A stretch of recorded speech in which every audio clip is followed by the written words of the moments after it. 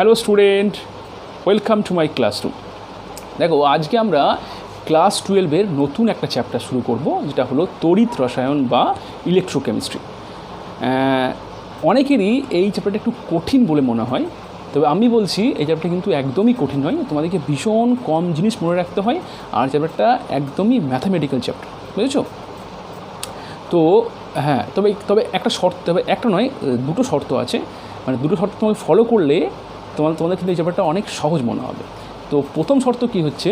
প্রথম শর্ত হচ্ছে আমার এই ভিডিওর পরপর 3 কি 4টে ভিডিও হওয়ার পর তোমরা কিন্তু টেক্সট বই খুলবে। ওকে, এখন তোমরা কিন্তু এই চ্যাপ্টারের জন্য কিন্তু টেক্সট বই থেকে পড়বে না।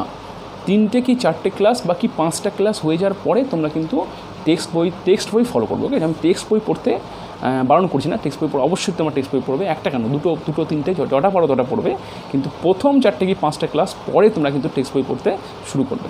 বেশ।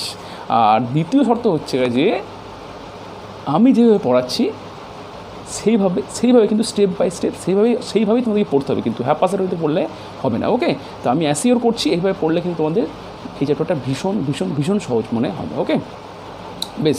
তাহলে দেখো, আমি চলে আসছি, মেন চ্যাপ্টারে চলে আসছি। তো এটা হলো তড়িৎ রসায়ন, বুঝতে পারছো? তড়িৎ রসায়ন বা ইলেকট্রোকেমিস্ট্রি। দেখো, নামটা শুনেই বুঝতে পারছো যে তড়িৎ, ফার্স্ট তড়িৎ মানে কি? ইলেকট্রিসিটি। আর রসায়ন মানে হচ্ছে কেমিস্ট্রি। কেমিস্ট্রি মানে কি? বিভিন্ন রিয়াকশন ছাড়া তো কেমিস্ট্রি হতে পারে না। তাহলে দেখো, এই চ্যাপ্টারটা মেনলি যেটা হচ্ছে তড়িৎ বা ইলেকট্রিসিটি আর বিভিন্ন রিয়াকশান, এদের পারস্পরিক রূপান্তর, এই বিষয়ে। ওকে, তাহলে দেখো এই চ্যাপ্টারটা মেনলি কী আছে? মেনলি আছে যে তড়িৎ বা ইলেকট্রিক্যাল এনার্জি প্রয়োগ করে আমরা কীভাবে কোনো একটা রাসায়নিক বিক্রিয়া ঘটাতে পারি। ওকে, ইলেকট্রিসিটির মাধ্যমে রাসায়নিক বিক্রিয়া, অথবা কোনো একটা রাসায়নিক বিক্রিয়ার যে কেমিক্যাল এনার্জি, সেইটাকে ইউজ করে আমরা কি করে ইলেকট্রিসিটি বা তড়িৎ প্রডিউস করতে পারি। মেনলি এই দুটো বিষয় নিয়ে হচ্ছে এই চ্যাপ্টারটা, বোঝা গেছে? বেশ। তড়িৎ থেকে রাসায়নিক বিক্রিয়া বা রাসায়নিক বিক্রিয়ার থেকে তড়িৎ। এবারে দেখো, এই দুটো জিনিস করতে গেলে, তড়িৎ থেকে রাসায়নিক বিক্রিয়া বা রাসায়নিক বিক্রিয়া থেকে তড়িৎ, এই দুটো করতে গেলে কিন্তু একটা ব্যবস্থার প্রয়োজন। ওকে, একটা সিস্টেমের বা একটা অ্যারেঞ্জমেন্টের প্রয়োজন, যার মাধ্যমে কিন্তু আমরা এইগুলো অ্যাচিভ করতে পারি। সেটাকে বলছে তড়িৎ রাসায়নিক কোষ, বা সেই ব্যবস্থাটাকে বলছে তড়িৎ রাসায়নিক কোষ বা ইলেকট্রোকেমিক্যাল সেল। মানে এই ব্যবস্থার মাধ্যমে কি করতে পারি? যে তড়িৎ থেকে কোনো একটা বিক্রিয়া ঘটাতে পারি তড়িতের মাধ্যমে, বা কোনো একটা বিক্রিয়া রাসায়নিক এনার্জিটা ব্যবহার করে আমরা ইলেকট্রিসিটি প্রডিউস করতে পারি। এবারে দেখো, প্রথম ক্ষেত্রে দেখো, যদি আমরা তড়িৎ প্রয়োগ করে যদি কোনো রাসায়নিক বিক্রিয়া করাই, তার জন্য আমাদের যেটা লাগবে সেটা হচ্ছে সেই ধরনের তড়িৎ রাসায়নিক কোষকে বলছে তড়িৎ বৈশ্লেষিক কোষ। কি বলছে? তড়িৎ বৈশ্লেষিক কোষ। এইটা কিন্তু আমরা ক্লাস 10-এ পড়েছিলাম, তড়িৎ বৈশ্লেষিক কোষ, ঠিক আছে? বা এটা হচ্ছে ইলেকট্রোলাইটিক সেল বা তড়িৎ বৈশ্লেষিক কোষ। তাহলে এখানে কি হবে? এই ব্যবস্থার মাধ্যমে কি হবে? আমরা কিন্তু তড়িৎ প্রয়োগ করে তড়িতের মাধ্যমে কোনো একটা রাসায়নিক বিক্রিয়া ঘটাতে পারি। যখন ধরো তোমরা যেমন ক্লাস 10-এ পড়েছিলে যে জলের তড়িৎ বিশ্লেষণ, ওখানে কী হয়েছিল? আমরা কী করছিল? ব্যাটারি থেকে কারেন্ট বা তড়িৎ পাঠিয়ে আমরা কী করেছিলাম? জলটাকে আমরা ভেঙে দিয়েছিলাম। কারণ বলতো এরকম ছিল ব্যাপারটা, যে জলকে ভেঙে কী হয়েছিল? জল ভেঙে হয়েছিল অক্সিজেন প্লাস O2। আমি বিক্রিয়াটা ব্যালেন্স করছি না। ওকে, এই বিক্রিয়াটা হয়েছিল কার মাধ্যমে? এই বিক্রিয়াটা হয়েছিল ইলেকট্রিসিটির মাধ্যমে। ওকে, তো এখানে কি হচ্ছিল? এখানে হচ্ছিল ইলেকট্রিসিটি পাঠিয়ে আমি একটা রাসায়নিক বিক্রিয়া ঘটাচ্ছিলাম। এইটা ঘটাতে গেলে আমার কী লাগবে? আমার লাগবে তড়িৎ বৈশ্লেষিক কোষ বা ইলেকট্রোলাইটিক সেল। এবারে দেখো, চলে আসছি এখানটায়, যে রাসায়নিক বিক্রিয়া থেকে আমরা কি করে তড়িৎ পেতে পারি বা ইলেকট্রিসিটি পেতে পারি। এর জন্য আমাদের যে ব্যবস্থা লাগবে সেইটা হচ্ছে, সেই ব্যবস্থাটাকে বলছে গ্যালভানীয় কোষ বা ভোল্টীয় কোষ। কি বলছে? গ্যালভানীয় কোষ বা ভোল্টীয় কোষ। ওকে, গ্যালভানীয় কোষ বা ভোল্টীয় কোষ। তো এখানে কি হবে? এখানে হচ্ছে মেনলি যে কোনো একটা রাসায়নিক বিক্রিয়ার কেমিক্যাল এনার্জি ব্যবহার করে আমরা ইলেকট্রিসিটি বা তড়িৎ এখান থেকে প্রডিউস করব। বোঝা গেছে? তাহলে বেশ। এবার দেখো, আমরা প্রথমে ফোকাস করব এইটার উপরে, এই জায়গাটার উপরে। মানে আমরা প্রথমে ফোকাস করব গ্যালভানীয় বা ভোল্টীয় কোষের ওপর, তারপরে মানে 3-4টে ক্লাস হওয়ার পরে আমরা এই জায়গাটায় আসবো, তড়িৎ বৈশ্লেষিক কোষ বা ইলেকট্রোলাইটিক সেল। তাহলে দেখো গ্যালভানীয় কোষে কী হচ্ছে, গ্যালভানীয় কোষে হচ্ছে আমাদের যে কোনো একটা রাসায়নিক বিক্রিয়া থেকে আমরা ইলেকট্রিসিটি পাবো। দেখো বেশ, তাহলে দেখো প্রথমে আমি একটা সহজ একটা সিম্পল একটা বিক্রিয়া নিই। দেখো বিক্রিয়াটা কীরকম, দেখো ধরো প্রথমে আমি কি করেছি, আমি একটা ধরো বিকারের মধ্যে নিয়েছি কপার সালফেট সলিউশন। কী নিয়েছি? কপার সালফেট সলিউশন, CuSO4 দ্রবণ, ওকে, বা তুতের দ্রবণ। এটা কালার কেমন হয় বলো তো? এটা কালার হয়, এর রঙটা হচ্ছে নীল কালার, ওকে, নীল বা তুতে কালারও বলতে পারো এটাকে, নীল বা ব্লু কালার, বুঝেছো? বেশ, এরপর কি করলাম, আমি এর মধ্যে না কয়েক টুকরো জিঙ্কের ছিপড়ে বা কয়েক টুকরো জিঙ্ক এখানে আমি ফেলে দিলাম, ওকে। বেশ, এখন কি দেখবো বলো তো? এখন কি দেখা যাবে? দেখো এখন আমরা দেখবো বলো তো, দেখবো যে এই দ্রবণের যে কালারটা নীল কালারে ছিল, তো এই কালারটা আস্তে আস্তে হালকা হচ্ছে। প্রথমে নীল থেকে কি হবে, হালকা নীল। তারপরে দেখব কিছুক্ষণ পরে যদি বিক্রিয়াটা আমি আরও কিছুক্ষণ করি, তাহলে দেখব দ্রবণটা প্রায় হয়ে গেছে ওয়াটার কালার বা বর্ণহীনের দিকে দ্রবণের কালারটা এগোচ্ছে, ওকে। প্রায় দেখবো বর্ণহীন হয়ে যাবে, কিছুক্ষণ হয়তো 1-2 ঘন্টা ওয়েট করলে দেখবো দ্রবণের কালারটা প্রায় বর্ণহীন হয়ে যাবে। আর দেখবো যে এই দ্রবণের মধ্যে দেখবো যে লালচে লালচে কালারের কিছু একটা অদক্ষেপ পড়ছে, ঠিক আছে, লালচে লালচে রঙের কিছু অদক্ষেপ পড়ছে। যদি ভালো করে দেখা যায় তাহলে এইটা হচ্ছে যে পদক্ষেপটা হচ্ছে যে কপার বা Cu এর পদক্ষেপ, ওকে। বেশ, আর একটা জিনিস যে এই দ্রবণের দেখবো যে তাপমাত্রা কিন্তু একটু বেড়ে যাবে। যদি আমি এখানে যদি একটা থার্মোমিটার দিই, তাহলে দেখবো যে থার্মোমিটারের রিডিং কিন্তু বাড়ছে, ওকে। তার মানে কি, যে এই বিক্রিয়া হওয়ার সময় দ্রবণের তাপমাত্রা কিন্তু বৃদ্ধি পাচ্ছে। এবারে দেখো এই সমস্ত জিনিসটা ইন্ডিকেট করছে, বোঝাচ্ছে যে এর মধ্যে কোনো একটা রাসায়নিক বিক্রিয়া হচ্ছে। দেখো বিক্রিয়াটা কী বলতো, যে বিক্রিয়াটা যেটা হয় সেটা হচ্ছে যে এরকম, ধরো আমার ছিল কপার সালফেট, এর মধ্যে আমি কি দিয়েছিলাম, এর মধ্যে আমি দিয়েছি জিঙ্ক দিয়েছি। এর ফলে কী হয় বলো তো, জিঙ্কটা হয় জিঙ্ক সালফেটে রূপান্তরিত হয়, আর কপার যেটা বললাম যে কপারের অদক্ষেপ, এখানে কপার উৎপন্ন হয়, যেটা লালচে রঙের অদক্ষেপ সৃষ্টি করে। বেশ, দেখো এই বিক্রিয়াটাকে আর একটু সিম্পলিফাইড ফর্ম লেখা যায়, খুব মানে এই অ্যানায়নগুলো না লিখে শুধু আয়ন, যদি আমি শুধু আয়নগুলো লিখি তাহলে কেমন হবে, দেখো এটাকে এইভাবে লেখা যায়, Cu2+, মানে এখানে Cu2+ আয়ন আছে, প্লাস হচ্ছে যে জিঙ্ক, এটা হচ্ছে এখানে জিঙ্ক 2+ আয়ন আছে, ওকে, কারণ সালফেটটা হচ্ছে 2-, তাহলে জিঙ্কটা হবে 2+, ওকে। এবারে দেখো এখানে আছে Cu, এইটা হচ্ছে এই বিক্রিয়াটার সিম্পলিফাইড ফর্ম, বোঝা গেছে? বেশ, এবারে দেখো যদি বিক্রিয়াটাকে আমি ভালোভাবে ওয়াচ করি, তাহলে দেখবো যে এইটা একটা জারণ বিজারণ বিক্রিয়া বা একটা রেডক্স বিক্রিয়া, যেটা তোমরা ক্লাস 11-এ কিন্তু খুব ভালো করে পড়েছো, ঠিক আছে, রেডক্স বিক্রিয়া। বেশ, এখানে দেখো এটা কী ছিল, এটা ছিল কপার 2+, তো কপার 2+ থেকে কী হয়েছে, কপার মেটাল হয়ে গেছে, মানে কপার ধাতু হয়েছে। তাহলে এইটা কি বলো তো, এইটা হচ্ছে যে এইটা কি, এইটা হলো বিজারণ, ওকে। বেশ, আর অবভিয়াসলি এইটা জিঙ্ক থেকে হয়েছে জিঙ্ক 2+, তার মানে এখানে জারণ সংখ্যা বেড়েছে। তাহলে এইটাও কি, তাহলে এইটা হচ্ছে যে এখান থেকে এইটা হচ্ছে, আর লেখার জায়গা নেই, এখান থেকে এইটা হচ্ছে কি, বেশ লিখেই ফেলি, এইটা হচ্ছে যে এটা হলো জারণ। তাহলে এই বিক্রিয়াটা মেনলি একটা জারণ বিজারণ বিক্রিয়া। কি বিক্রিয়া? জারণ বিজারণ বিক্রিয়া, ওকে। বা এটাকে বলতে পারি, এটা আর একটা নাম বলা যায়, এটা হচ্ছে রেডক্স বিক্রিয়া। তোমরা এগুলো কিন্তু ক্লাস 12-এ কিন্তু খুব ভালো করে পড়েছো, রেডক্স বিক্রিয়া, ওকে। তাহলে এইটা হলো একটা জারণ বিজারণ বিক্রিয়া বা রেডক্স বিক্রিয়া। বেশ, আর একটা জিনিস লক্ষ্য করে দেখো যে এই বিক্রিয়া যেমন হয়েছিল আর কি, আমি কি করেছিলাম, সিম্পলি কি কপার সালফেটের মধ্যে আমি জিঙ্কটাকে অ্যাড করলাম, এর ফলে কি হচ্ছে কিন্তু বিক্রিয়াটা শুরু হয়ে গেল। আর যতক্ষণ না বিক্রিয়াটা শেষ হচ্ছে, বিক্রিয়াটা কিন্তু কন্টিনিউ হয়ে গেছে, আমি কিন্তু বাইরে থেকে কোনোরূপ এনার্জি বা তাপ বা কোনোরূপ এনার্জি কিন্তু বাইরে থেকে সাপ্লাই করা হয়নি। মানে বিক্রিয়াটাকে আমি কী করেছি, শুধুমাত্র কপার সালফেট আর জিঙ্কটাকে অ্যাড করেছি, তাহলেই কিন্তু বিক্রিয়া শুরু হয়ে গেছে।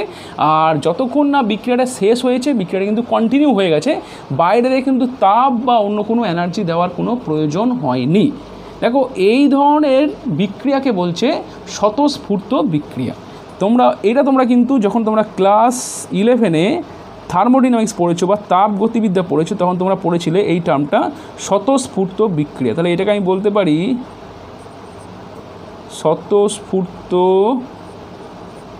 স্বতঃস্ফূর্ত বিক্রিয়া, বা এটাকে বলছে স্পন্টিনিয়াস রিয়াকশন। আমি একবার চট করে বলে দিই যে স্বতঃস্ফূর্ত বিক্রিয়া কোনগুলো। দেখো একবার শুরু হয়ে গেলে যতক্ষণ না বিক্রিয়াটা শেষ হচ্ছে ততক্ষণ বিক্রিয়াটা কিন্তু হয়ে যায়, বাইরে থেকে কিন্তু কোনোরূপ এনার্জি মানে তাপ শক্তি বা অন্য কোনোরূপ এনার্জি দেওয়ার কিন্তু কোনোরূপ প্রয়োজন হয় না। এই ধরনের বিক্রিয়াকে বলছে স্বতঃস্ফূর্ত বিক্রিয়া। তো এইটা হচ্ছে একটা স্বতঃস্ফূর্ত বিক্রিয়া। আবার দেখো এটা একই সঙ্গে এটা একটা জারণ বিজারণ বিক্রিয়া বা রেডক্স বিক্রিয়া। এবারে যে আমরা যেটা বলছিলাম যে গ্যালভানীয় কোষ বা ভোল্টীয় কোষ, এখানে আমরা কি পাচ্ছি, কোনো একটা রাসায়নিক বিক্রিয়ার যে কেমিক্যাল এনার্জি সেইটাকে আমরা প্রয়োগ করে আমরা ওখান থেকে ইলেকট্রিসিটি প্রডিউস করতে পারি। তো এইগুলো করতে গেলে কিন্তু বিক্রিয়াটাকে অবশ্যই কিন্তু স্বতঃস্ফূর্ত এবং বিক্রিয়াটা রেডক্স বিক্রিয়া হতে হবে। এক হচ্ছে কি বিক্রিয়া স্বতঃস্ফূর্ত হতে হবে, আর দ্বিতীয় বিক্রিয়াটা কিন্তু রেডক্স বিক্রিয়া হতে হবে। তাহলেই কিন্তু আমি কী করতে পারবো, কিন্তু এই গ্যালভানীয় কোষের মাধ্যমে আমি কিন্তু তড়িৎ প্রডিউস করতে পারবো। তাহলে দেখো যেহেতু এই বিক্রিয়া স্বতঃস্ফূর্ত বিক্রিয়া এবং রেডক্স বিক্রিয়া, তাহলে কিন্তু এই বিক্রিয়াটা প্রয়োগ করে বিশেষ ব্যবস্থার মাধ্যমে আমি কিন্তু তড়িৎ শক্তি প্রডিউস করতে পারবো। এটা দেখো বিশেষ ব্যবস্থা মানে কি, যে সেটা হচ্ছে গ্যালভানীয় কোষ বা ভোল্টীয় কোষ। মানে এই বিক্রিয়াটা ব্যবহার করে আমি একটা গ্যালভানীয় কোষ বা ভোল্টীয় কোষ আমি যদি রচনা করতে পারি বা কনস্ট্রাক্ট করতে পারি, তাহলে কিন্তু এই বিক্রিয়া থেকে আমি তড়িৎ পেতে পারি। ওকে, বেশ। এবারে দেখো আমরা কি করে এই বিক্রিয়াটা প্রয়োগ করে একটা গ্যালভানীয় কোষ গঠন করতে পারি এবং সেখান থেকে আমরা ইলেকট্রিসিটি পেতে পারি। ওকে, বেশ। তাহলে দেখো আমি এখানে একটা ব্যবস্থা করে ফেলেছি, যেই ব্যবস্থার মাধ্যমে আমি একটু আগে যে রিয়াকশানটা দেখলাম, একটু আগে যে বিক্রিয়াটা দেখলাম, এই বিক্রিয়াটার কেমিক্যাল এনার্জি ব্যবহার করে আমরা তড়িৎ শক্তি প্রডিউস করতে পারবো। দেখো কী ব্যবস্থা, দেখো এখানে কি আছে। দেখো এখানে আমি দুটো বিকার নিয়েছি বা দুটো কাঁচের পাত্র নিয়েছি, আর এখানে এই প্রথম পাত্রে রেখেছি একটা জিঙ্কের পাত বা জিঙ্কের রড, আর এর মধ্যে কি আছে, জিঙ্কের পাতটা ডোবানো আছে জিঙ্ক সালফেট দ্রবণে। ওকে, জিঙ্ক সালফেট দ্রবণে। আর এই বিকারটাই নিয়েছি একটা কপারের পাত বা কপারের রড, আর সেটা ডোবানো আছে কপার সালফেট দ্রবণে।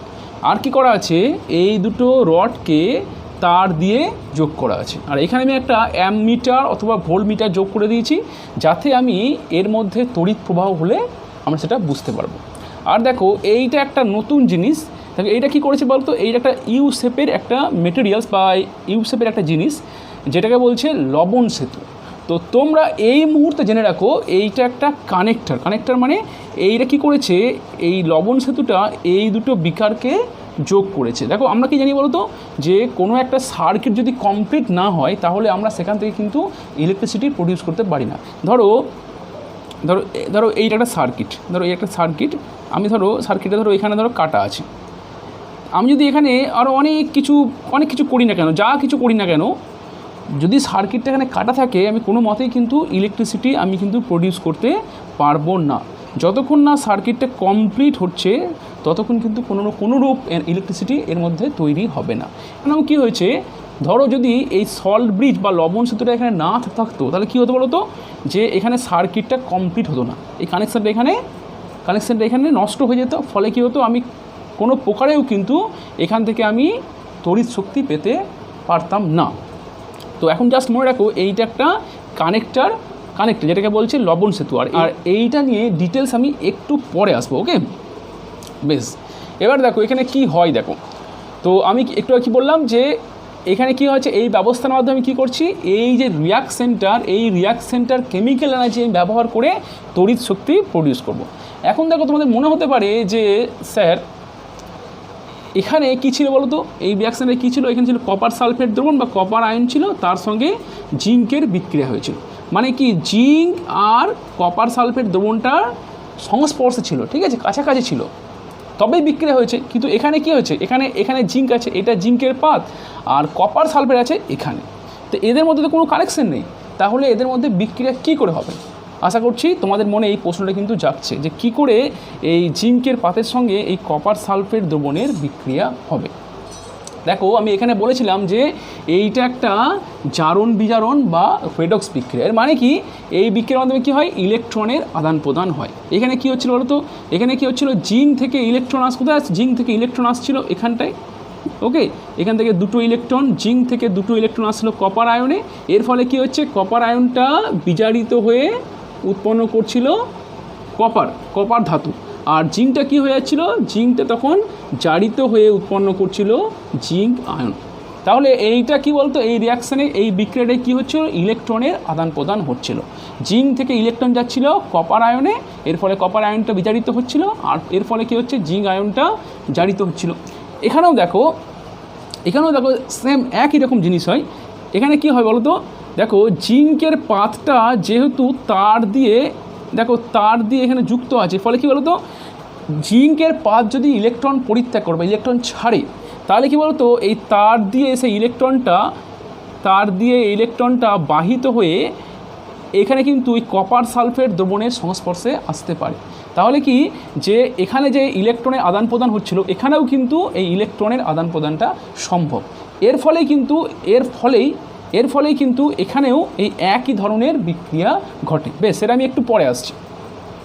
এবারে দেখো এখানে কি হয়, দেখো ধরো এখানে কি হয়, ধরো এটা জিঙ্কের পাতে কি হয়, ধরো আমি এটা একটু বড় করে লিখি, জিঙ্কের পাতটা ধরো বললাম এইটা জিঙ্কের পাতটা, জিঙ্কের পাতের মধ্যে কি আছে, জিঙ্কের পাতের মধ্যে জিঙ্কের পরমাণু আছে, ওকে, জিঙ্কের পাতের মধ্যে জিঙ্কের পরমাণু আছে, ঠিক আছে, এত বড় বড় নয় কিন্তু, ঠিক আছে, লক্ষ লক্ষ কোটি কোটি এর মধ্যে জিঙ্কের পরমাণু আছে।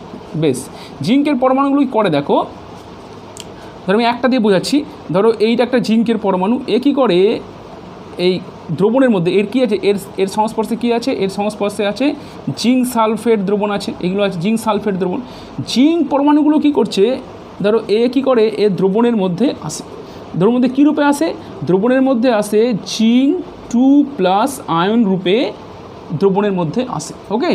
আমি একটা তো বলে রাখছি, যেগুলো আয়ন সেটা কিন্তু দ্রবণে দ্রবীভূত হবে, কিন্তু যেটা জিঙ্কের পরমাণু সেটা কিন্তু কখনো দ্রবণের মধ্যে দ্রবীভূত হয় না। তো জিঙ্ক কী করলো, জিঙ্কের পরমাণু সেটা কী করছে, জিঙ্ক আয়ন রূপে দ্রবণে আসছে। আর আয়নটা কী করে প্রডিউস হলো, আয়নটা প্রডিউস হয়েছে, আয়নটা উৎপন্ন হয়েছে, নিশ্চয়ই কী হয়েছে, জিঙ্ক পরমাণুটা দুটো ইলেকট্রন ত্যাগ করেছে, ওকে। জিঙ্ক পরমাণু যেই দুটো ইলেকট্রন ত্যাগ করেছে, এই দুটো ইলেকট্রন কিন্তু এই কপারের পাতের মধ্যেই থেকে যায়, ওকে। তো আমি ধরলাম যে এখানে ধরো একটু বড়, ধরো আমি এটা একটু মুছে দিচ্ছি, ধরো যে এই জিঙ্কের যে ইলেকট্রনগুলো ত্যাগ করলো সেটা কিন্তু এই এই জিঙ্কের রডের মধ্যেই থেকে যায়। মানে এখানে কি হচ্ছে, এই রডের মধ্যে কী হচ্ছে, রডের মধ্যে কিন্তু রডটা কিন্তু ইলেকট্রন সমৃদ্ধ হয়ে পড়ছে, ঠিক আছে, এর মধ্যে অনেক পরিমাণ ইলেকট্রন এর মধ্যে জমা হচ্ছে। আর সঙ্গে সঙ্গে কী হচ্ছে, এই দ্রবণের মধ্যে জিঙ্ক আয়নও আসছে, জিঙ্কের আয়ন তো ছিলই, প্লাস আরও জিঙ্কের আয়ন দ্রবণের মধ্যে জমা হচ্ছে। মানে কি, এই দ্রবণের মধ্যে জিঙ্কের আয়নের গাঢ়ত্ব বৃদ্ধি পাচ্ছে। বেশ, এবারে দেখো কি হয়, দেখো এই যে এখানে যে ইলেকট্রন অনেক হয়ে গেল, এইগুলো কী বলো তো, এইগুলো না এই তার দিয়ে এইভাবে এই বাহিত হয়ে এই পাতটার মধ্যে আসে। এটা কি, এটা একটা কপারের পাত, ওকে। এরপরে কি হয় দেখো, এখানে বাহিত হয়ে যখন এখানে আসছে, এখানে যে এখানে কী আছে, কপার সালফেট দ্রবণ, তার মধ্যে এখানে কী আছে, তার মানে এখানে কী আছে, এখানে আছে কপার আয়ন আছে, এখানে প্রচুর কপার আয়ন আছে। কি করে, কপার আয়নগুলো না এখানে যে ইলেকট্রনটা এলো, এখানে এই ইলেকট্রনগুলো কী করছে, কপার আয়ন গ্রহণ করছে। মানে এই যেখানে ইলেকট্রনটা আসছে, এই কপার আয়ন কী করছে, এই ইলেকট্রনটা গ্রহণ করছে, একটা কপার আয়ন দুটো ইলেকট্রন গ্রহণ করছে, ওকে। নিয়ে কি হয়, কপার আয়নটা হয়েছে কপার পরমাণু তৈরি করছে। তারপরে কি হচ্ছে, কপার পরমাণুগুলো এখানের মধ্যে জমা হচ্ছে, তার মানে কী হচ্ছে, কপারের পাতের যে অংশটা দ্রবণের মধ্যে দ্রবীভূত ছিল ওই অংশ আস্তে আস্তে কিন্তু বৃদ্ধি পায়, ঠিক আছে, আস্তে আস্তে আরও বেশি মোটা হয়। আর হ্যাঁ, আরেকটা কথা বলতে ভুলে গেছি, এখানে কী হয় বলো তো, এখানে যেহেতু জিঙ্কের আয়নগুলো একটার পর একটা এখান থেকে দ্রবণে চলে আসছে, এরপরে কী বলতো, জিঙ্কের এই যে পাতটা দেখছো, যে অংশটা ডুবে আছে, এটা কিন্তু আস্তে আস্তে কিন্তু ক্ষয়ে যায়। ওকে, আর একটা কথা, এখানে যে বিক্রিয়াটা হয় সেই বিক্রিয়াটা আমি লিখিনি, এই বিক্রিয়াটা আমি এখানে লিখে দিচ্ছি। তো এখানে যে বিক্রিয়াটা হয় সেটা হচ্ছে এরকম, যেটা বললাম, কি হচ্ছে, জিঙ্কের পরমাণুগুলো কি হচ্ছে, জিঙ্ক আয়ন রূপে দ্রবণে আসছে, আর বিনিময়ে কি দুটো করে ইলেকট্রন পরিত্যাগ করে এই পাতে দিয়ে দিচ্ছে। তো এখানে এই বিক্রিয়াটা হচ্ছে, আর এখানে হচ্ছে এই পাতটার মধ্যে এই পাতটার সংস্পর্শে এই বিক্রিয়াটা হচ্ছে, আর এই পাতটার মধ্যে এই বিক্রিয়াটা হচ্ছে। বেশ, দেখো তুমি বুঝতে পারবে এই বিক্রিয়াটা কী বলো তো, এখানে ইলেকট্রন গৃহীত হচ্ছে, ইলেকট্রন গ্রহণ হওয়া মানে কি, এইটা একটা বিজারণ বিক্রিয়া। তাহলে এখানে কি হচ্ছে, এই পাতটার মধ্যে হচ্ছে বিজারণ বিক্রিয়া। ওকে, আর এটা দেখো তো, এই বিক্রিয়াটা কী হচ্ছে, এখানে কী হচ্ছে, ইলেকট্রন ত্যাগ হচ্ছে। ইলেকট্রন ত্যাগ আমরা সেটা কী বলে, সেটাকে বলছে জারণ বিক্রিয়া। ওকে, তাহলে এইটাকে আমি বলতে পারি এইটা হলো জারণ বিক্রিয়া। জারণ বিক্রিয়া। এবার দেখো তাহলে কী হচ্ছে বলো তো, তাহলে দেখো এই ব্যবস্থায় কী হচ্ছে, ইলেকট্রন কী হচ্ছে, এই জিঙ্কের পাত থেকে কপার পাতের দিকে প্রবাহিত হচ্ছে, মানে ইলেকট্রন জিঙ্কের পাত থেকে কপারের পাতের দিকে প্রবাহিত হচ্ছে। তাহলে আমরা কী জানি বলতো, যখন কোনো সিস্টেমের মধ্যে ইলেকট্রন, কোনো সার্কিটের মধ্যে ইলেকট্রন প্রবাহিত হয় তখন কি হবে, তাহলে তার অপোজিট দিকে কি হবে, তড়িৎ প্রবাহিত হবে। ওকে, তাহলে এর মধ্যে যদি এই দিকে ইলেকট্রন হয়, তাহলে এই দিকে কী হবে, কপারের পাত থেকে জিঙ্কের পাতের এই দিকে তড়িৎ প্রবাহিত হবে। ওকে, তাহলে আমরা কি পেলাম বলো তো, তাহলে আমরা দেখো কী পাচ্ছি, দেখো আমরা কিন্তু এই সিস্টেম, এই ব্যবস্থার মাধ্যমে এই বিক্রিয়া থেকে আমরা কিন্তু তড়িৎ সহজেই পেতে পারছি। ওকে, আমরা এখান থেকে কিন্তু তড়িৎ পাচ্ছি, তড়িৎ বা ইলেকট্রিসিটি পাচ্ছি। তাহলে দেখো এইটা এমন একটা ব্যবস্থা যার মাধ্যমে কি একটা বিক্রিয়ার কেমিক্যাল এনার্জি ব্যবহার করে তড়িৎ পাচ্ছি, তড়িৎ শক্তি পাচ্ছি। তাই এটাকে আমি কী বলতে পারি বলতো, এইটাকে আমি বলতে পারি একটা গ্যালভানীয় কোষ। তাহলে এইটা একটা গ্যালভানীয় কোষ, তাহলে এইটা একটা গ্যালভানীয় কোষ। আর একটা জিনিস, এই যে গ্যালভানীয় কোষ, মানে যেখানে এই জিঙ্ক আর জিঙ্ক সালফেট আর কপার সালফেট ব্যবহার করা হয়, এই ধরনের গ্যালভানীয় কোষকে বলছে ড্যানিয়েল সেল। ওকে, এই ধরনের গ্যালভানীয় কোষকে বলছে ড্যানিয়েল সেল। তবে একটা জিনিস, ড্যানিয়েল কোষে কী করা হয়, ড্যানিয়েল কোষে আমরা যেটা নিয়েছিলাম না, এই জিঙ্ক সালফেট দ্রবণ আর কপার সালফেট দ্রবণ, এদের গাঢ়ত্ব নেওয়া হয় 1 মোলার, এদের গাঢ়ত্ব নিতে হবে 1 মোলার, তবেই কিন্তু এটাকে আমি ড্যানিয়েল সেল বলবো। ওকে, বেশ, এবারে দেখো, যখন ধরো একদম প্রথম দিকে যখন আমি ধরো তার দিয়ে এই সিস্টেমটাকে অ্যাড করিনি, মানে জিঙ্কের পাত আর কপারের পাতটা ধরো আমি একদম প্রথম দিকে যখন আমি এটাকে অ্যাড করিনি, ধরো এই সার্কিটটা এভাবে কাটা আছে, বা এই সার্কিটটা ধরো এইভাবে একটা সুইচ করা আছে, ধরো এরকম একটা সুইচ করা আছে, যেটা সুইচটা ধরো বন্ধ আছে, তখন একদম প্রথম দিকে তখন কি হচ্ছিল দেখো, তখন কি হচ্ছিল যে এই জিঙ্কের পাত থেকে একইভাবে কী হচ্ছিল বলতো, এই জিঙ্কের পরমাণুগুলো জারিত হয়ে জিঙ্ক আয়ন রূপে দ্রবণে আসছিল, আর ইলেকট্রনগুলো কী হচ্ছিল, কপার পাতে জিঙ্কের এই কী করছে, আর কী হচ্ছিল, কপার পাতে এই যে ইলেকট্রনগুলো যে ইলেকট্রনগুলো ছাড়া হচ্ছিল, যে ইলেকট্রনগুলো পরিত্যাগ হচ্ছিল, সেইগুলো এই পাতটার মধ্যে জমা হচ্ছিল। এর ফলে কী হচ্ছিল, এই জিঙ্কে যে পাতটা এটা ঋণাত্মক আধান প্রাপ্ত হচ্ছিল। কী আধান হচ্ছিল, ঋণাত্মক আধান প্রাপ্ত হচ্ছিল।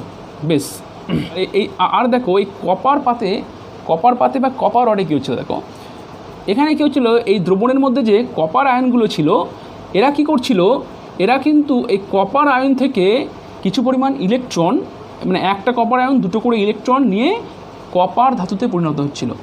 এর ফলে কি হচ্ছে, এই পাতটার মধ্যে ইলেকট্রনের ঘাটতি হচ্ছিল। ইলেকট্রনের ঘাটতি মানে কি বলতো, এই পাতটা কী হয়ে যাচ্ছিল, এই পাতটা হয়ে যাচ্ছিল পজিটিভ আধানযুক্ত। ওকে, তাহলে দেখো এই পাতটা হচ্ছিল ঋণাত্মক আধানযুক্ত, আর এই পাতটা হচ্ছিল ধনাত্মক আধানযুক্ত। বেশ, এবার যখন কানেকশানটা যখন এর মধ্যে করে দেওয়া হচ্ছে, যখন ধরো সুইচটাকে অন করা হচ্ছিল, তখন কি হচ্ছিল, অটোমেটিক্যালি যেহেতু এইটা ঋণাত্মক আধানযুক্ত, মানে এর মধ্যে ইলেকট্রন রিচ, ইলেকট্রন সমৃদ্ধ, আর যেহেতু এইটা ছিল ইলেকট্রন ঘাটতি সমৃদ্ধ, এর ফলে কী হচ্ছে বলতো, যে ইলেকট্রনগুলো এই জিঙ্কের পাত থেকে সহজেই কিন্তু কপার পাতের দিকে প্রবাহিত হচ্ছিল। বেশ বেশ, তাহলে দেখো এইটা একটা গ্যালভানীয় কোষ। এবার আমরা দেখব যে এই গ্যালভানীয় কোষের বিভিন্ন অংশগুলোকে আমরা জানবো। এই বিভিন্ন অংশগুলোর বিভিন্ন নাম আছে, সেই নামগুলো নিয়ে বা সেই টার্মগুলো নিয়ে আমরা একটা জানবো। আর কি ওই টার্মগুলো আমরা কিন্তু এর পরবর্তী ক্লাসগুলোতে বারবার কিন্তু ব্যবহার করব। দেখো এই যে এইটা জিঙ্কের পাত বা জিঙ্কের রড, এইটা কপারের পাত বা কপারের রড, এদেরকে বলছে তড়িৎদ্বার বা ইলেকট্রোড। কি বলছে? তড়িৎদ্বার বা ইলেকট্রোড। তাহলে আমি এটা এখানে লিখে ফেলি, এদেরকে বলছে তড়িৎদ্বার বা ইলেকট্রোড। ওকে, তাহলে দেখো তড়িৎদ্বার আমি কাকে বলবো? তড়িৎদ্বার হচ্ছে সেই পাত বা সেই রড যেটা কি করছে এই তারের সঙ্গে, ঠিক আছে, এই তারের সঙ্গে কি করছে? দ্রবণের সংযোগ স্থাপন করছে। ঠিক আছে, এই তারের, এটা তার আর এটা দ্রবণ, এই তারের সঙ্গে এই দ্রবণের কি করছে? সংযোগ স্থাপন করছে। এখানেও কি করছে? এই তারের সঙ্গে এই দ্রবণের সংযোগ স্থাপন করছে এই রডটা বা এই পাতটা। তাই এদেরকে কি বলবো? এদেরকে বলবো আমি তড়িৎদ্বার। বেশ, এবারে দেখো তড়িৎদ্বার দু রকমের হতে পারে, একটা হলো অ্যানোড আর একটা হলো ক্যাথোড। আমি অ্যানোড কোনটাকে বলবো? অ্যানোড বলবো সেই তড়িৎদ্বারকে যেই তড়িৎদ্বারের মধ্যে চারণ বিক্রিয়া হয়। সেই তড়িৎদ্বারের মধ্যে বলবো না, সেই তড়িৎদ্বারের সংস্পর্শে বা সেই তড়িৎদ্বারের সারফেসে চারণ বিক্রিয়া হয়, সেটাকে বলছে অ্যানোড। আর যেই তড়িৎদ্বারে বিজারণ বিক্রিয়া হয় সেই তড়িৎদ্বারটাকে বলছে ক্যাথোড। তাহলে এইটা কি? তাহলে এইটা হলো অ্যানোড,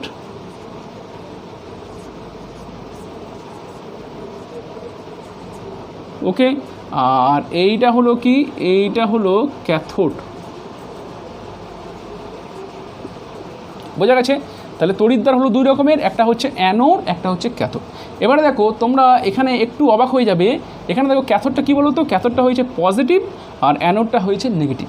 কিন্তু আমরা যখন ক্লাস 10-এ পড়তাম তখন আমরা কী শিখেছিলাম বলো তো? যে ক্যাথোড মানে হচ্ছে নেগেটিভ বা ঋণাত্মক, আর অ্যানোড মানে ধনাত্মক বা পজিটিভ। এখানে ঠিক উল্টো। ওকে, তো যেটা আমরা ক্লাস 10-এ পড়তাম সেইটা ছিল তড়িৎ বৈশ্লেষিক কোষ বা ইলেকট্রোলাইটিক সেল, আর এইটা হচ্ছে গ্যালভানীয় কোষ। এইটা মনে রাখতে হবে, গ্যালভানীয় কোষ আর তড়িৎ বৈশ্লেষিক কোষে ক্যাথোড আর অ্যানোডে যে চার্জ সেটা একদম অপোজিট হয়। ওখানে ক্যাথোড ছিল ঋণাত্মক, এখানে ক্যাথোড হচ্ছে ধনাত্মক। ওখানে অ্যানোড ছিল পজিটিভ বা ধনাত্মক, এখানে অ্যানোড হচ্ছে কিন্তু ঋণাত্মক। তো যেটা মনে রাখতে হয় সেটা হচ্ছে যে অ্যানোড আর ক্যাথোডে কী হয়?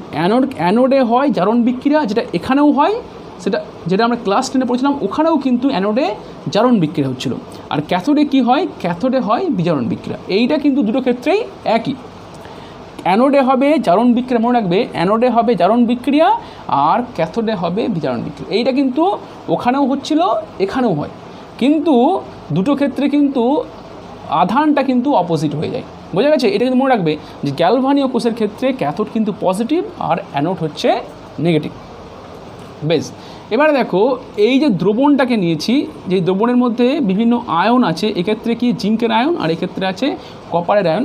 এই দ্রবণটাকে বলছে তড়িৎ বিশ্লেষ্য বা ইলেকট্রোলাইট। এটা তোমরা কিন্তু আগে থেকে একটু জানতে। ওকে, তাহলে এইটাকে কি বলছে? তড়িৎ বিশ্লেষ্য বা ইলেকট্রোলাইট।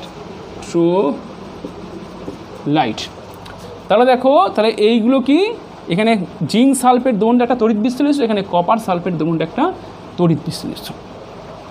এবারে দেখো এই যে এইটা একটা ইলেকট্রোড আর এইটা একটা তড়িৎ বিশ্লেষ্য। এখানে এইটা একটা ইলেকট্রোড, এটা তড়িৎ বিশ্লেষ্য।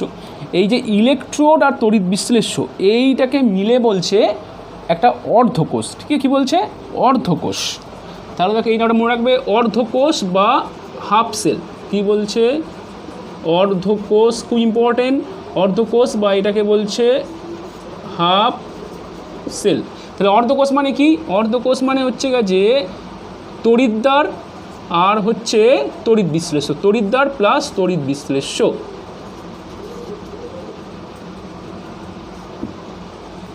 ওকে, তাহলে অর্ধকোষ মানে অর্ধকোষ বা হাফ সেল মানে কি? তড়িৎদ্বার আর তড়িৎ বিশ্লেষ্যকে একসঙ্গে বলছে অর্ধকোষ বা হাফ সেল। তাহলে এখানে দেখো কী আছে বলতো? এই গ্যালভানীয় কোষের মধ্যে কী আছে? দুটো অর্ধকোষ আছে, এইটা একটা অর্ধকোষ আর এইটা একটা অর্ধকোষ। দেখো যেই অর্ধকোষের মধ্যে জারণ বিক্রিয়া হয় সেটাকে বলছে জারণ অর্ধকোষ, আর যেই অর্ধকোষের মধ্যে বিজারণ বিক্রিয়া হয় সেটাকে বলছে বিজারণ অর্ধকোষ। তাহলে এইটা কি, এইটা হচ্ছে জারণ অর্ধকোষ আর এইটা হচ্ছে বিজারণ অর্ধকোষ। মানে যেখানে অ্যানোড থাকে সেইটাকে বলছে জারণ অর্ধকোষ, আর যেখানে ক্যাথোড থাকে সেটাকে বলছে বিজারণ অর্ধকোষ। বেশ, একটা জিনিস দেখো, এই যে অর্ধকোষগুলোকে না, অর্ধকোষগুলোকে লেখা হয় এইভাবে, দেখো এখানে দেখো যেটা জারণ অর্ধকোষ সেটাকে এভাবে লেখা হয়। দেখো এখানে কি বলতো, প্রথমে লিখতে হবে যেটা হচ্ছে, দেখো প্রথমে লিখতে হবে যেটা, বেশ প্রথমে লিখতে হবে যেটা তড়িৎদ্বার। দেখেন তড়িৎদ্বার কোনটা, জিঙ্ক, তাহলে প্রথমে জিঙ্ককে লিখলাম। ওকে, তারপরে কি বলতো, একটা ভার্টিক্যাল লাইন, এইভাবে একটা ভার্টিক্যাল লাইন দিতে হয়। দেওয়ার পরে যে তড়িৎ বিশ্লেষণের যেটা আয়নটা আছে সেই আয়নকে লিখতে হয়। এখানে কী আয়ন আছে, এখানে জিঙ্ক 2+ আয়ন আছে, তাহলে এটাকে লিখতে হয় জিঙ্ক 2+ আয়ন।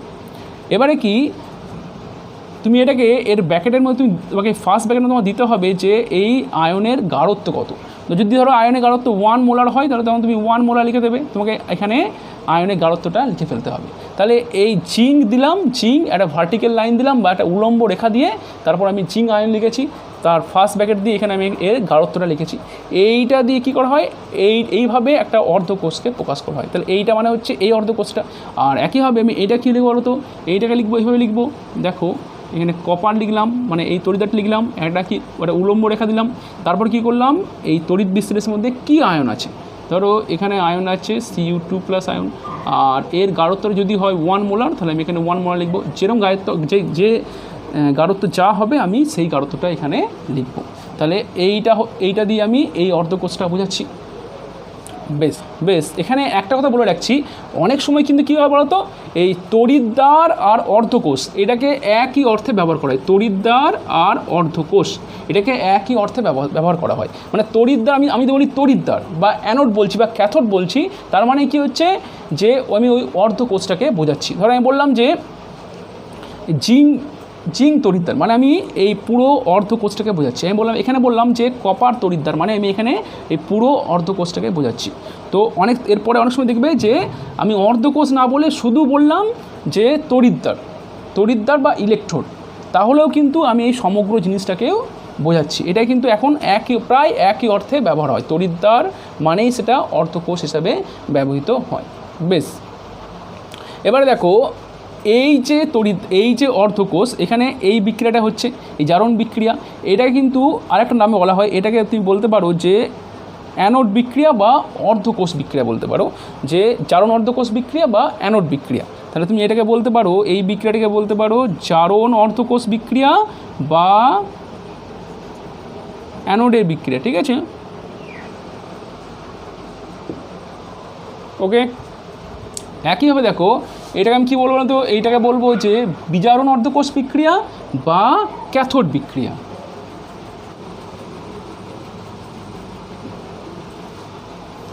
ওকে, বেশ। এরপরে দেখো যদি আমি এই দুটো বিক্রিয়াকে যোগ করি, মানে অ্যানোড বিক্রিয়া আর যদি ক্যাথোড বিক্রিয়াকে আমি যোগ করে দিই, তাহলে কিন্তু আমি এই সমগ্র কোষটার মধ্যে যে বিক্রিয়াটা হচ্ছে সেই বিক্রিয়াটাকে পাবো, সেটাকে বলছে কোষ বিক্রিয়া বা সেল রিয়াকশন।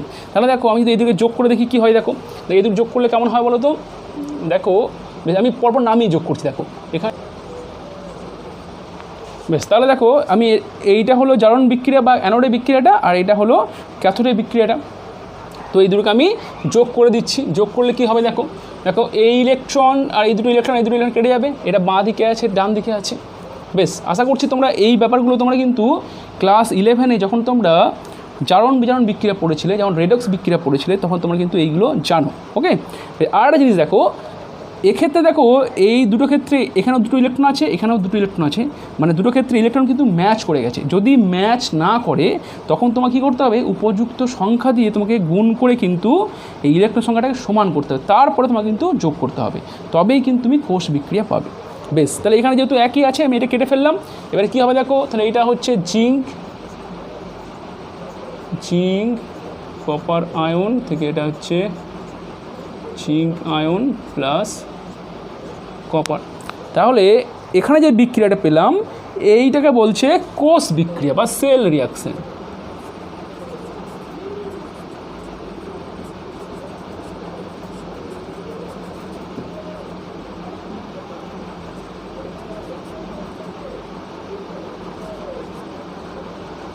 ওকে, তাহলে এইটা হলো অ্যানোডে বিক্রিয়া, এটা হলো ক্যাথোডে বিক্রিয়া, এটা হলো কোষ বিক্রিয়া, বা এটা বলতে পারো জারণ অর্ধকোষ বিক্রিয়া, এটা হলো বিজারণ অর্ধকোষ বিক্রিয়া, আর এটা হলো কোষ বিক্রিয়া। বেশ, আর একটা জিনিস আমি বলতে ভুলে গেছি, ধরো এই যে সমগ্র কোষটা, এই সমগ্র কোষটাকে আমি কীভাবে প্রকাশ করব। এইটা দিয়ে কী প্রকাশ করছি, এইটা দিয়ে প্রকাশ করছি আমি জারণ অর্ধকোষকে প্রকাশ করছি, আর এইটা দিয়ে আমি প্রকাশ করছি বিজারণ অর্ধকোষকে। এই দুটো যোগ করলে কি হবে, এই দুটো যোগ করলে আমি সমগ্র কোষটা পাবো বা সমগ্র সেলটাকে পাবো। এইটাকে আমি কীভাবে লিখবো, দেখো এইটাকে আমি প্রকাশ করব এইভাবে। আমি তো এখানে একটা ছোট্ট জায়গা পেয়েছি, আমি এখানে কিন্তু এটাকে দেখাচ্ছি। দেখো এটা কোষকে কীভাবে প্রকাশ করতে হয়, দেখো কোষকে প্রকাশ করতে গেলে তোমাকে প্রথম লিখতে হবে যেটা অ্যানোডের পার্টটা বা যেটা জারণ অর্ধকোষ, সেই পার্টটাকে লিখতে হবে। তাহলে এইটা কোনটা, এইটা, সেটা তুমি লেখো এইটা। তাহলে জিঙ্ক, একটা উলম্ব রেখা, জিঙ্ক আয়ন, এটার ব্যাকেটে তোমাকে দিতে হবে এর গাঢ়ত্ব কত, সে ধরো বললাম 1 মোলার, তাহলে গাঢ়ত্ব দিলাম। বেশ, আর ডান দিকে কী লিখতে হবে, ডান দিকে তোমার লিখতে হবে যেটা হচ্ছে বিজারণ অর্ধকোষ, সেটাকে লিখতে হবে। আর দেখো এই দুটো অর্ধকোষ যুক্ত আছে এই সল্ট ব্রিজটা দিয়ে বা এই লবণ সেতুটা দিয়ে। এইটাকে লেখা হয় এইভাবে, দুটো ভার্টিক্যাল লাইন দিয়ে বা দুটো উলম্ব রেখা দিয়ে এইটাকে লেখা হয়। এইটা মানে হচ্ছে এই লবণ সেতু, বা এইটা দেখছো যে ইউ আকৃতির শেপটা দেখছো, এইটাকে প্রকাশ করা হয় এইভাবে। এরপরে কী লিখবো, এরপরে আমি জাস্ট এইটাকে লিখে ফেলবো। তবে কিন্তু এটাকে উল্টে লিখতে হবে, বুঝতে পারছো, যে আয়নটাকে লিখতে হবে লবণ সেতুর পাশে, মানে এরকম এর গাঢ়ত্বটা লিখতে হবে, যা আছে গাঢ়ত্ব লিখতে হবে, আর একটা ভার্টিক্যাল বা উলম্ব রেখা দিয়ে লিখতে হবে কপার আয়ন। বোঝা গেছে? তাহলে এইভাবে কিন্তু আমি এই কোষটাকে প্রকাশ করতে পারি। যেটা মনে রাখতে সেটা হচ্ছে যে এই দুটো ভার্টিক্যাল লাইন দিতেই হবে। এই ভার্টিক্যাল লাইনটা বলছে এটা লবণ সেতু বা সল্ট ব্রিজ। আর দেখো বাঁ দিকেরটা কিন্তু এই সেম একই আছে, আর যেটা ডান দিকের যে অর্ধকোষ সেটা কিন্তু তোমাকে উল্টে লিখতে হবে। উল্টে মানে আয়নটাকে তোমাকে ভেতর দিকে লিখতে হবে, আর যেটা কপার রড বা কপারের পাত থাকবে বা যাই পাত থাকুক না কেন, সেটা তোমাকে বাইরের দিকে লিখতে হবে। ওকে, বেশ। এবারে দেখো এখানে কি হচ্ছিল, এখানে হচ্ছে জারণ বিক্রিয়া আর এখানে হচ্ছে বিজারণ বিক্রিয়া। এবারে দেখো কেন উল্টোটা কেন হয় না, এখানে কেন বিজারণ বিক্রিয়া হচ্ছে না, এখানে কেন জারণ বিক্রিয়া হচ্ছে না, মানে কপার ইলেকট্রোডে কেন জারণ বিক্রিয়া হচ্ছে না, আর জিঙ্কের অ্যানোডে কেন বিজারণ বিক্রিয়া হচ্ছে না, মানে উল্টোটা কেন হচ্ছে না, কেন এখানে জারণ বিক্রিয়া হচ্ছে আর কেন এখানে বিজারণ বিক্রিয়া হচ্ছে। তো এই প্রশ্নগুলোর উত্তর জানতে হলে তোমাদেরকে একটা টার্ম জানতে হবে, সেটা হচ্ছে তড়িৎদ্বার বিভব। কী জানতে হবে, তড়িৎদ্বার বিভব বা ইলেকট্রোড পোটেনশিয়াল। তো সেইটা কিন্তু আমরা পরের ক্লাসে শুরু করব। সে পরের ক্লাসে আমরা জানবো, নেক্সট ভিডিওতে আমরা দেখব যে তড়িৎদ্বার বিভব। তখন আমরা তড়িৎদ্বার বিভব পড়ব বা ইলেকট্রোড পোটেনশিয়াল পড়ব, তখন কিন্তু আমরা সহজেই বুঝতে পারবো কোন ইলেকট্রোডে জারণ হবে আর কোন ইলেকট্রোডে বিজারণ হবে। বেশ, তাহলে ঠিক আছে, তাহলে দেখা হবে নেক্সট ক্লাসে।